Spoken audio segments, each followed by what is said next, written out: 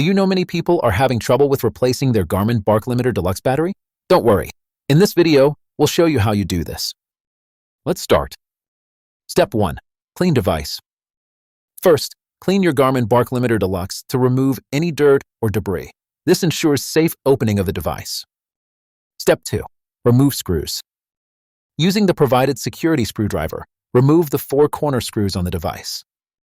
Step 3. Disconnect connector. Lift the battery assembly carefully and disconnect the battery connector by pulling it straight out from the circuit board. Step 4. Connect battery. Connect the new battery's connector to the device, ensuring it fits flush within the port. Step 5. Tighten screws. Check the gasket for damage, align the assembly without gaps, and securely tighten all screws evenly. Now, you should have successfully replaced the battery in your Garmin BarkLimiter Deluxe. Still need help? Visit our website for the complete manual.